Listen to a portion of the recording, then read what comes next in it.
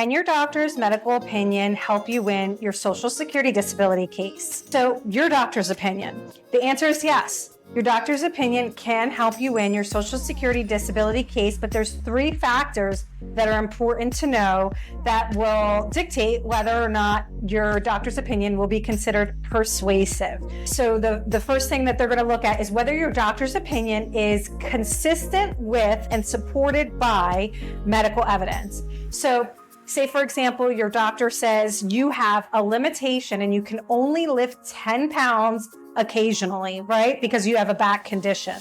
So imagine if you have an MRI and your MRI says there's no abnormalities, there's no disc bulges, there's no problems in your back. And then you go and you have physical examination and there's no abnormalities. There's, you're walking fine, your range of motion's fine. So your doctor's records are showing that everything is normal, but your doctor's opinion says that you have a significant limitation. In that case, their opinion would not be consistent with and supported by the medical evidence, and that's the rule. So Social Security is going to consider whether or not your doctor's opinion is persuasive or not persuasive. So that's the first thing, supported by and consistent with the medical evidence, including their own doctor's records, their observations during their treatment of you. So the second thing is, speaking of treatment, is, have you treated with that doctor regularly?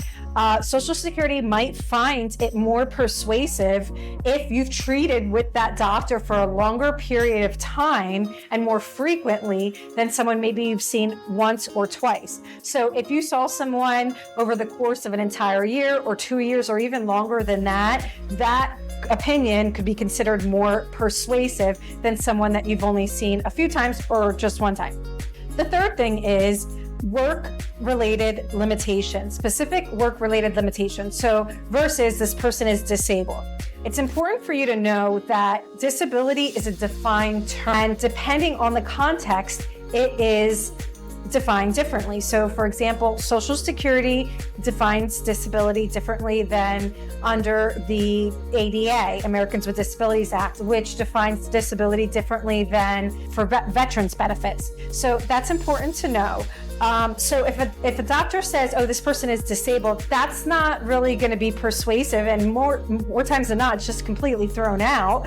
Versus if a doctor is able to give specific work-related limitations, like this person can sit for so long, stand for so long, would likely miss this many days of work per month.